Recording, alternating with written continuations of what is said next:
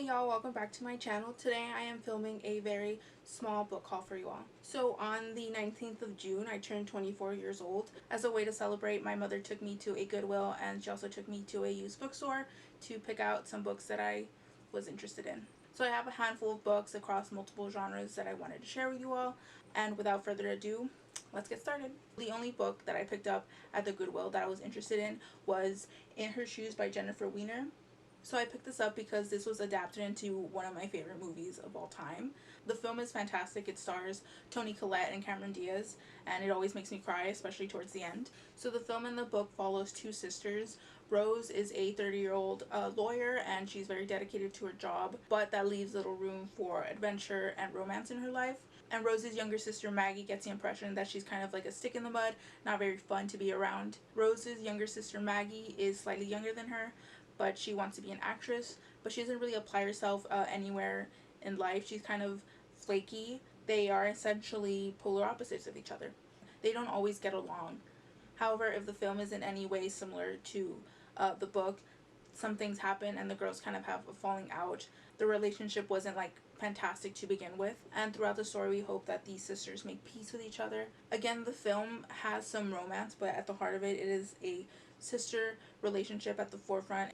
I'm really excited to read this because it will only expand the story that I know so well from the film.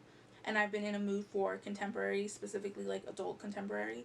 So this next book I saw on the shelves and I picked it out and I showed it to my mom and I was like, hey, haven't you seen this movie before? And she's like, yes, I've seen it.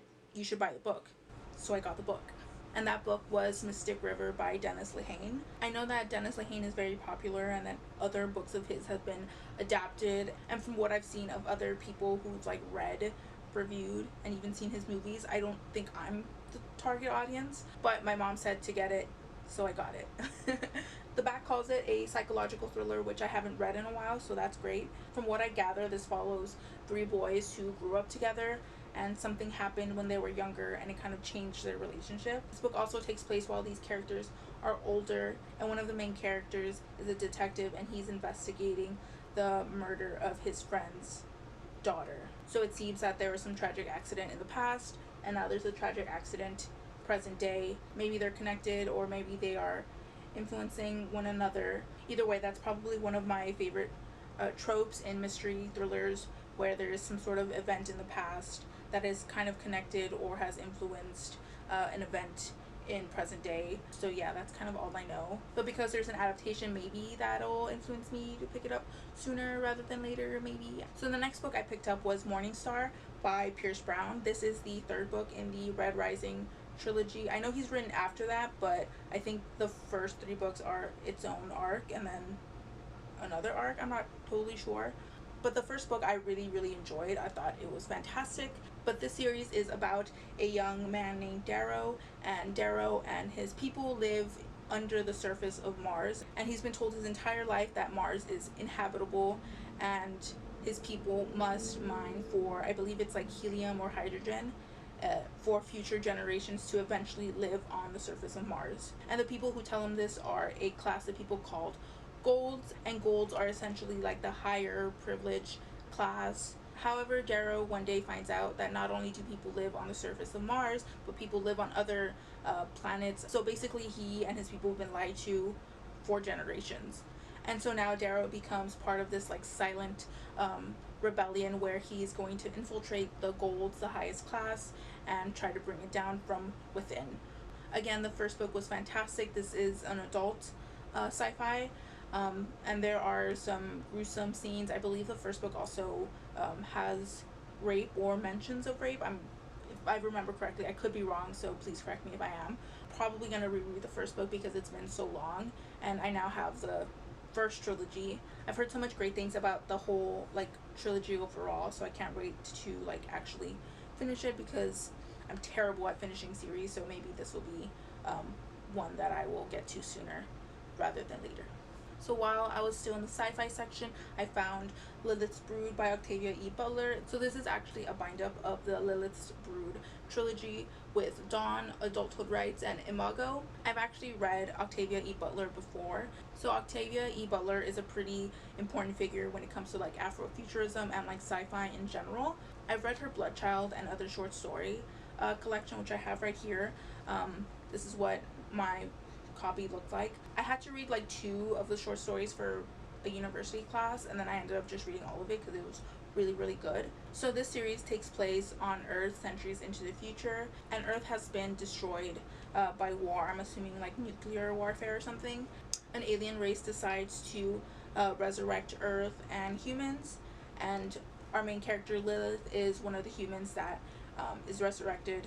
The alien race decide that the best way to bring humans back to life and to preserve humans now is to mix their genetic DNA with humans. I'm assuming the trilogy follows humanity trying to deal and live with the alien race as well as their new like genetic hybrid children. So typically, from what I've read, Octavia E. Butler injects themes of race, religion, gender, sexuality, and sex into her stories. Again, her Bloodchild short story collection was really good. So the next book I found was Arusha and the End of Time by Roshani Chokshi. So I'm actually currently rereading The Star-Touched Queen by Roshani Chokshi.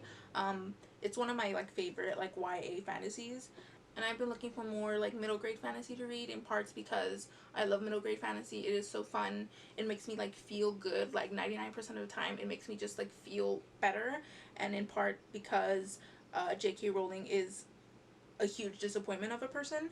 I remember this was really hyped on BookTube for a while. Disney Hyperion typically like really pushes their releases. And I remember the book was pushed as Percy Jackson meets Sailor Moon, which is like 2 of my favorite like things like ever. So I'm assuming this book is going to have a lot of Hindu and Indian influences, which I'm very excited about. Not something that I typically find myself picking up in fantasy. And I also really do love Roshani Chokshi's writing in The Star-Touched Queen. It is fantastic. It's one of the few like pretty prosy, whimsy books that I really enjoy. I typically don't like that type of writing.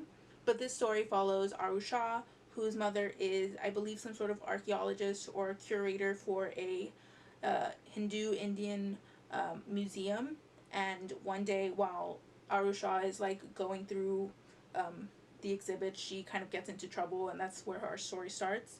Unless someone really like recommends me to read something else, this is probably the book that I'll pick up the soonest out of all the books in this haul. So the next book I have is another middle grade fantasy, and that is The Dreadful Tale of Prosper Redding, another book that was like incredibly pushed here on BookTube, again also from Disney Hyperion. I've actually read Alexandra Bracken before. I read her like Passenger, which is like the first book in a duology, and I thought it was fine. I did find myself getting kind of like lost throughout the story, so I'm hoping that a middle grade approach with her writing, with her ideas, is something more palatable for me. So this book follows Prosper Redding, and one of Prosper's ancestors actually made a deal with a demon and broke that deal, and now Prosper has a demon living inside him. So that summary doesn't immediately like ring, oh, perfect for like middle grade fantasy. So I'm excited to see how Alexandra Bracken approaches this topic for a middle grade audience. Looking at the book and like the inside, I'm hoping that I'm getting some kind of like gothic type vibes. That's probably something that I am looking for more in books right now. As much as this book was hyped up, I didn't really see a lot of reviews, positive or negative. It kind of just died out. I typically don't even like look for reviews prior to reading a book, but I didn't hear anything. Again, I was looking for more middle grade fantasy. I'm not sure if this kind of like is more like horror fantasy or supernatural type, but yeah, I'm still like looking forward to this. So the next book I know the least about, even though it's probably the most popular, and that is Aragon by Christopher Paolini.